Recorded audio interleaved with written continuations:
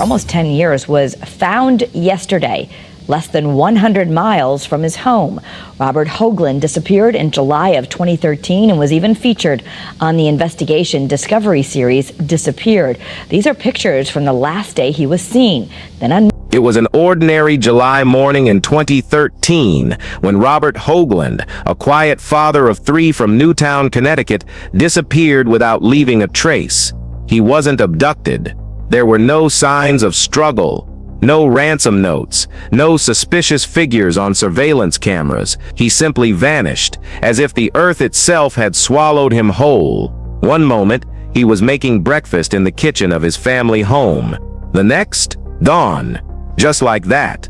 His car was still parked in the driveway. His wallet, cell phone, and blood pressure medication remained untouched inside.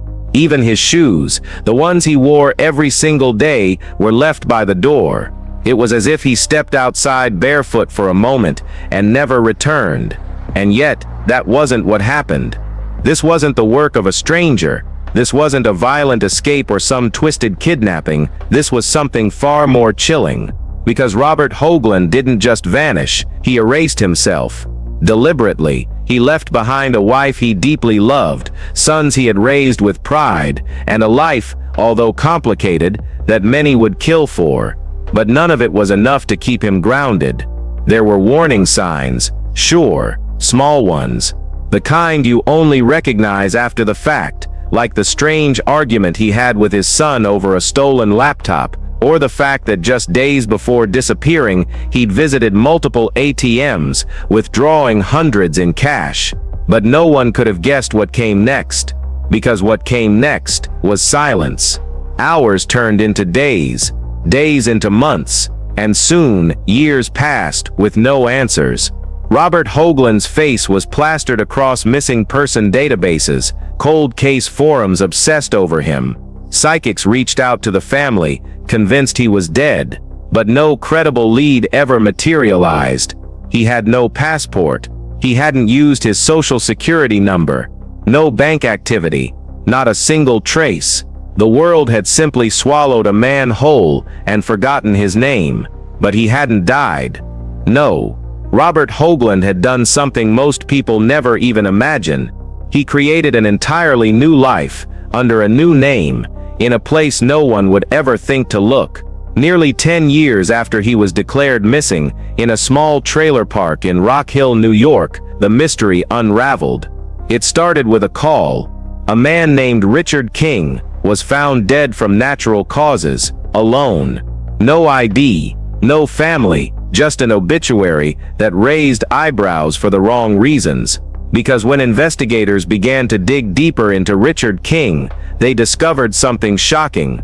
Richard King didn't exist. He was Robert Hoagland. For 9 years, he had been living in plain sight, renting a room under an alias, keeping to himself, surviving on small jobs and cash-only transactions. He had grown a beard, aged quietly, and never once broke cover. He had faked nothing. No fraud. No criminal activity, no trail of deception, just absence. A complete abandonment of everything and everyone he once loved. Why did he leave? What was he running from? What was he running to? Even in death, he left no answers. No notes, no goodbyes. Just a body, and a secret he took to his grave. But that secret, that silence, would haunt the family he left behind. And the chilling part, no one ever truly saw it coming. For most families, grief begins the moment a loved one is declared dead. But for the Hoaglands, grief took on a different shape. It began with a question, why? After Robert vanished in 2013, his wife Lori didn't file for divorce. She didn't change the locks. She didn't even stop setting a place for him at dinner in those early months. Somewhere, deep inside, she was convinced he was still out there, breathing, hiding, watching from a distance, perhaps too ashamed to come back, or too lost to know how. But over the years, that hope calcified into something harder. Anger, confusion, heartbreak, all balled up in a knot she carried quietly, and as birthdays passed, Holidays faded, and photos grew older. One reality gnawed at her constantly. If he was alive, he didn't want to be found. Then came December 2022, a quiet call from Sullivan County, New York. A man named Richard King had died of natural causes inside a rented trailer. There was no foul play, no drama, just a heart that stopped beating inside a man who lived quietly, almost too quietly. He was known to neighbors as soft-spoken, polite, and fiercely private. He owned no car. He didn't talk about family. He paid cash for everything. Most people assumed he was either in hiding or running from something, but no one dared ask. When the authorities arrived at the scene, they found something strange. Inside the trailer was a stack of old receipts, books on meditation, and a few notebooks filled with musings about identity, truth, and silence. But nowhere, not on any document, Idaho, or lease, was there the name Robert Hoagland. It wasn't until a former neighbor noticed a familiar photo online, comparing Richard King to a missing persons bulletin from a decade ago, that the connection was made. DNA confirmed what Lori had feared for years, and what the world never expected. Robert Hoagland had faked nothing, except his entire identity. When the truth was delivered, it didn't come with relief. There was no reunion, no redemption arc, no closure in the traditional sense. Lori's reaction wasn't tears of joy, it was devastation, not because he was dead, but because he had chosen this. He had spent 9 years within driving distance of his family, completely disconnected by choice. No letters, no calls, no attempts to explain. Just a quiet retreat into anonymity, surrounded by strangers who never asked too many questions. The autopsy revealed nothing out of the ordinary. No drugs, no trauma, just time doing what time does, taking its toll. What baffled investigators the most wasn't how he disappeared, it was how easily he stayed gone. He hadn't used any elaborate system, no fake documents, no conspiracies, just an alias, a cash-only lifestyle, and the willpower to never look back. Robert Hoagland became a ghost by sheer force of will, and it worked. He watched the world move on without him, all while sitting in the shadows. He wasn't in another country. He wasn't in disguise. He was in upstate New York, living next to people who had no idea they were brushing shoulders with a man whose face once covered the internet. What drives someone to erase themselves? That question would come to define this case, because if Robert could do it, if he could vanish in plain sight, with no tech trail, no trace, no help, then how many others have done the same? And more terrifying, how many might still be out there?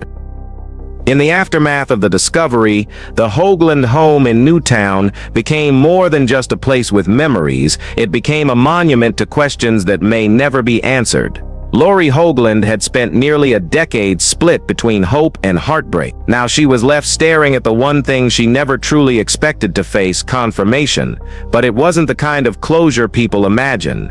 It wasn't a final chapter with a gentle ending. It was an emotional landslide. The man she married, the father of her children, the one who played Scrabble on Sunday mornings and fixed leaky faucets in silence, had died a stranger. He had created a life outside of the one they built together, and he had died in that world, alone, surrounded by no one who knew his real name. The boys, now grown, each reacted in their own way, some with disbelief, others with fury, and one, with nothing at all, silence thicker than grief. They had spent years wondering whether their father had been harmed, whether he was being held somewhere against his will, or whether mental illness had dragged him into darkness.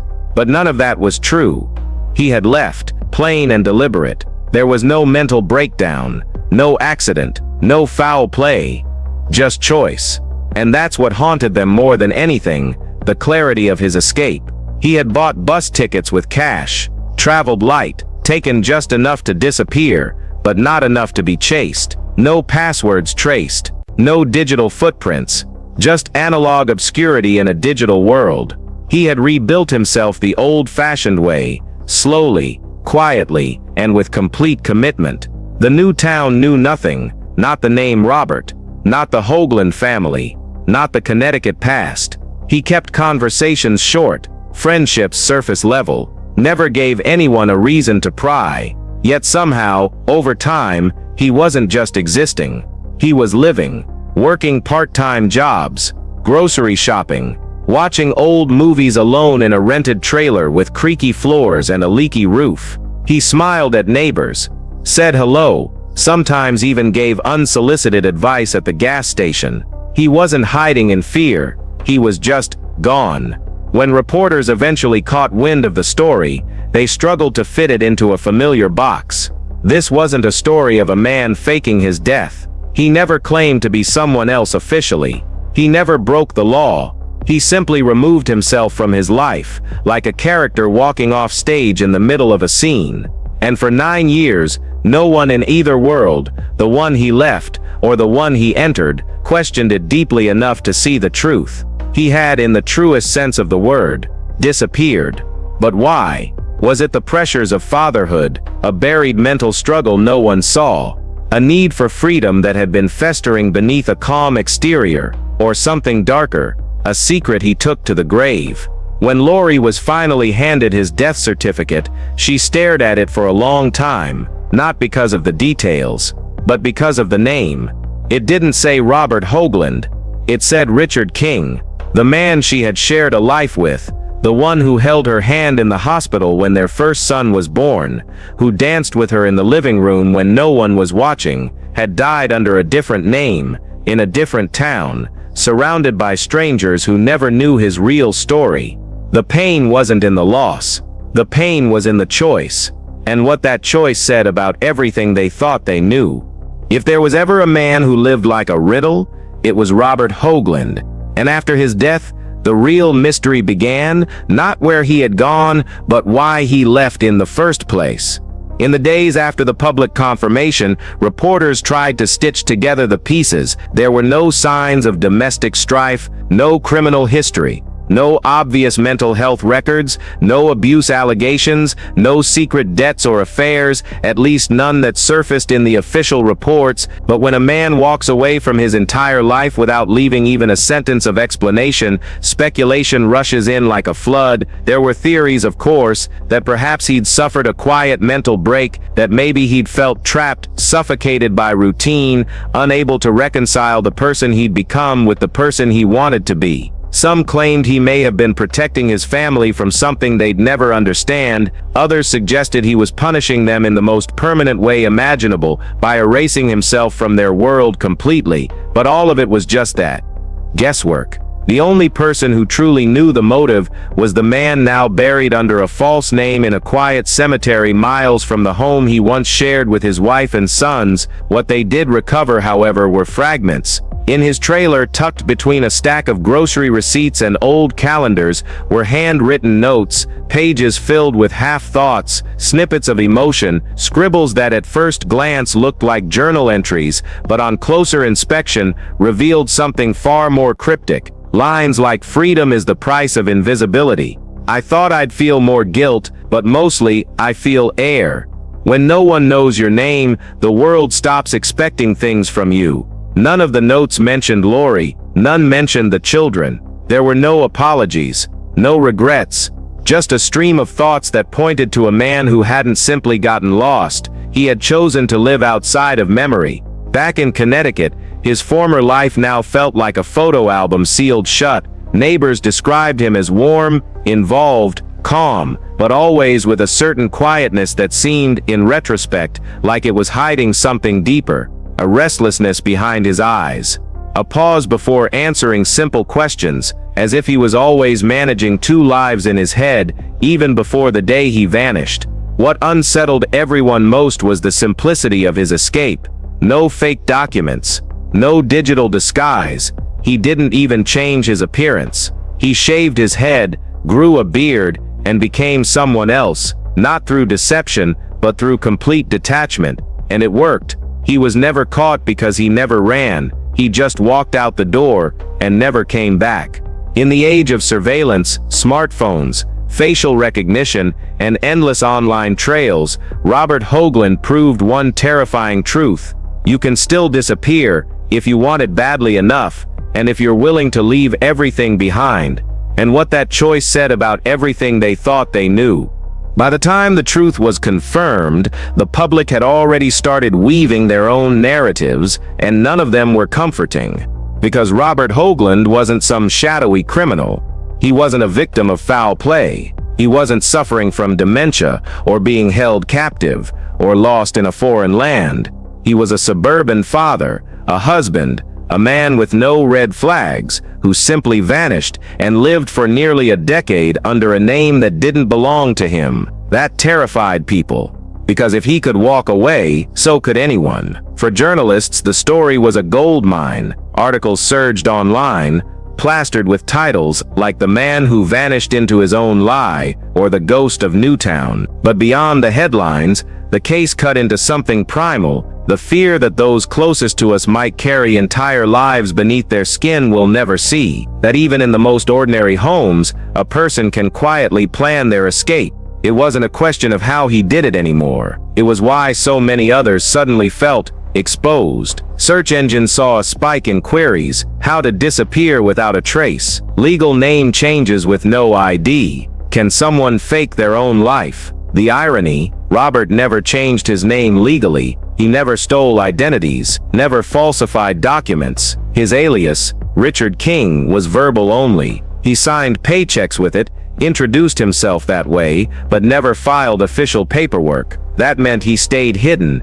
even in plain sight. Psychologists were consulted. Some pointed to the midlife escape phenomenon. Men who, overwhelmed by the quiet desperation of routine, make irreversible choices in pursuit of a life they think will free them. Others saw sociopathy, a man who could erase his own children, sever emotional ties with surgical precision, and never once reach out again. But no diagnosis brought comfort to Lori Hoagland. She stood in front of cameras once, just once, to address the truth. Her voice didn't shake, her face didn't crack. She simply said, "I spent 9 years praying he was safe. Turns out he was. I just wasn't part of that safety." And then she walked away, refusing further interviews. Because what was there to say? She had buried him long ago in her heart. Now she just had to bury the version of him she thought was real. The town of Rock Hill, New York, where Robert, or rather Richard, spent his final years, processed the revelation with stunned disbelief. Some felt betrayed, others shrugged, saying he seemed like a good man, just private, odd but kind. No one had ever thought to dig deeper. He wasn't running from a scandal, he wasn't hiding from the law, he was just gone by choice. And that choice disturbed more than it explained, because in a world of constant connection, the Robert Hoagland story reminded us of something bone deep and unshakable. Disappearance isn't always about distance, sometimes it's about detachment. And when someone decides to let go of everything, they don't always fall. Sometimes they float away, invisible. In the end, there was no grand twist, no courtroom confession, no secret diary tucked in a suitcase that told us why he left, only silence. Robert Hoagland died in obscurity, not on a highway, not in a hotel room with a note, not in a dramatic chase or tragic accident. He passed away quietly in a rented trailer, under a false name, surrounded by strangers who thought they knew him.